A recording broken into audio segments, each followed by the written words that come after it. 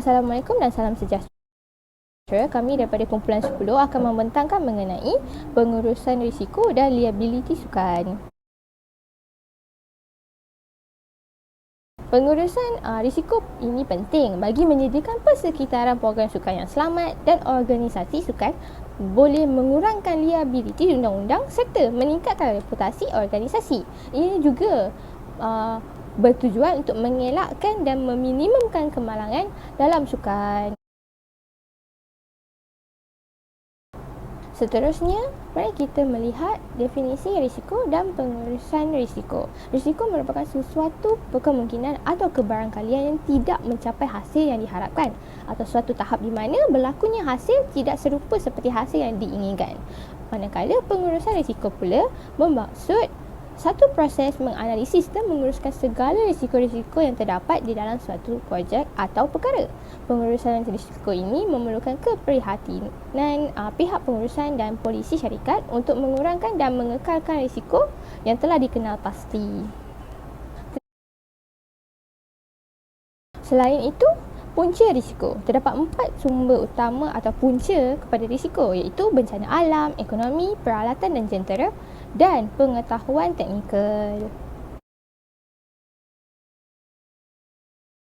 Terdapat beberapa kaedah pengurusan risiko. Yang pertama, mengenal pasti, mencirikan dan menilai ancaman. Kedua, menilai kelemahan aset penting pada ancaman khusus. Ketiga, menentukan risiko sama ada jangkaan, kemungkinan atau jenis serangan pada aset. Keempat, mengenal pasti cara mengurangkan risiko tersebut. Kelima, menetapkan kepentingan langkah pengurusan risiko berdasarkan strategi. Keenam, prinsip pengurusan risiko. Dan yang ketujuh, organisasi antarabangsa bagi piawaian, iaitu International Organizations of Standardizations atau ISO.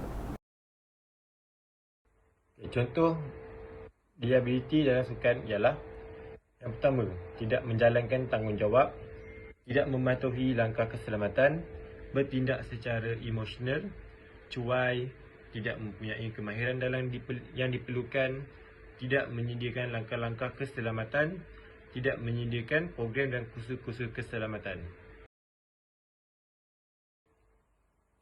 Maksud liability. Liability ialah sesuatu yang meletakkan seseorang itu dalam keadaan yang merugikannya.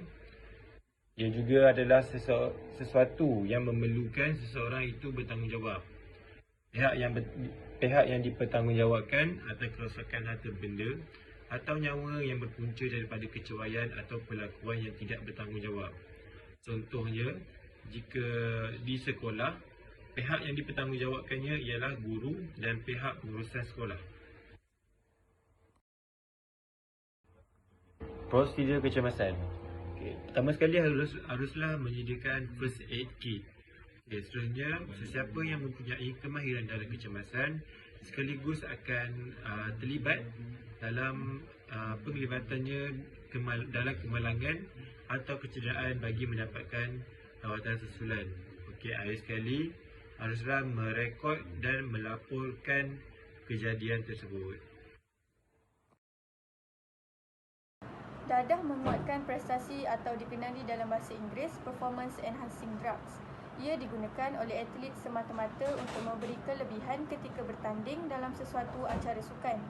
Dadah-dadah ini memberi kesan pada tubuh badan dengan cara berbeza, seperti dapat membesarkan otot-otot atau meningkatkan kapasiti aliran oksigen darah. Walau apapun anggapan kelebihan mengambil dadah, penggunaan dadah terlarang dianggap tidak beretika dan berbahaya dari segi perubatan. Jenis perjudian dalam sukan. Terdapat beberapa jenis perjudian dalam sukan. Yang pertama ialah menentukan dan mengatur perlawanan. Sebagai contoh, sebelum pertandingan, keputusan pertandingan telah ditentukan. Sogokan akan diberikan kepada atlet atau pegawai perlawanan untuk mengatur keputusan pertandingan. Seterusnya, bertaruh keputusan pertandingan, di mana peminat sukan akan bertaruh untuk sesuatu pertandingan. Rasuah.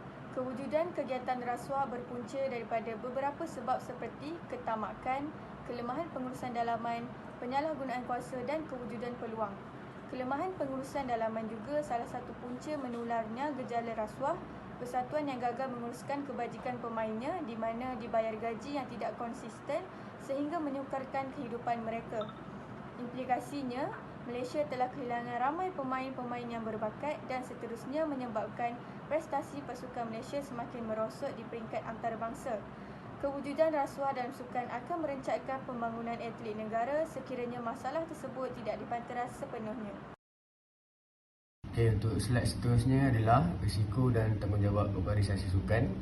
Okey, yang pertama, menyediakan persekitaran yang selamat. Sebagai contoh, untuk organisasi sukan yang terbaik, mestilah menjadikan suatu tempat atau pertandingan yang strategik yang jauh daripada binatang buas atau tempat-tempat yang berisiko besar seperti tanah runtuh atau sebagainya. Yang kedua, menjaga keselamatan peserta.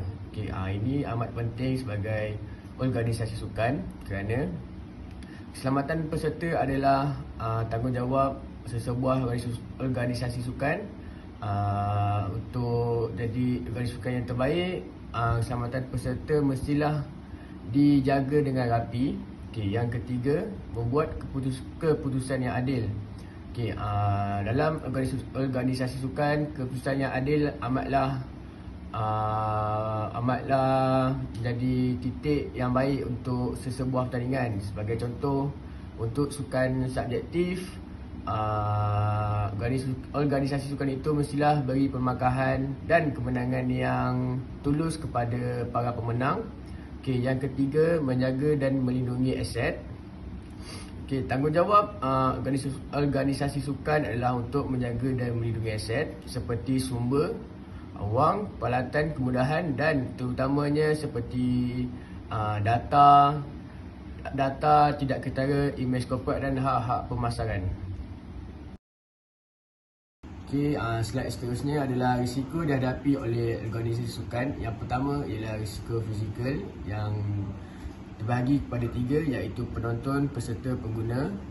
Okey, risiko fizikal yang boleh menyebabkan kecederaan kepada peserta dalam aktiviti sukan, penonton atau kecederaan kepada pengguna kemudahan organisasi. Yang kedua adalah risiko kewangan.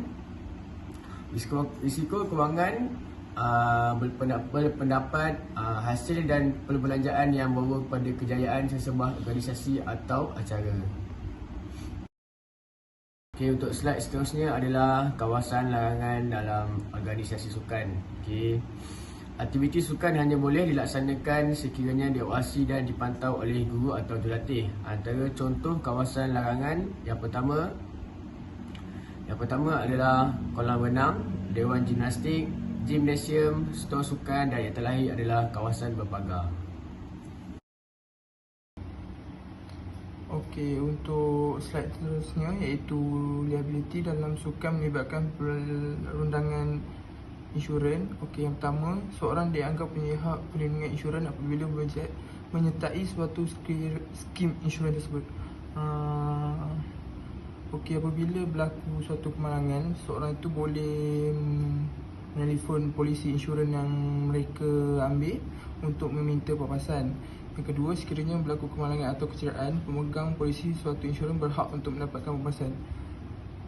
So apabila berlaku suatu perkara, contohnya macam seorang tu bersukan, dia mengalami kecederaan, dia boleh meminta papasan insurans atas kecederaan yang dihadapinya. Okey, untuk slide seterusnya iaitu hak papasan. Yang pertama, hak mendapatkan bayaran ganti rugi terhadap kerugian yang ditanggung akibat kemalangan. Okey, untuk ganti rugi ni, seorang tu boleh minta balik ganti rugi. Contohnya dia masuk hospital, berapa bayaran bil kos rawatan dia. Yang kedua, bayaran bertujuan untuk membiayai kos perubatan akibat kecederaan. Ini lebih kurang yang macam pertama tadi. Yang ketiga, boleh dituntut oleh individu atau ahli keluarga. Okey, untuk mendapat pampasan tu balik, individu yang ambil skim insurans tu boleh minta papasan dekat polisi insurans yang dia ambil, ataupun ahli keluarga dia orang boleh minta papasan tersebut. Okey, untuk slide seterusnya, peralatan sukan yang berisiko. Ini adalah contoh peralatan sukan yang berisiko seperti lembing, cakra, tuku besi, kayu hoki, bat kriket dan basketball, peralatan memanah, peralatan gimnastik, peralatan rekreasi dan sebagainya. Okey, untuk langkah-langkah mengurangkan risiko dalam peralatan sukan ni, kita mestilah menyimpan atau menjaga peralatan tersebut dengan rapi. Yang kedua, pastikan semua peralatan berada dalam kondisi yang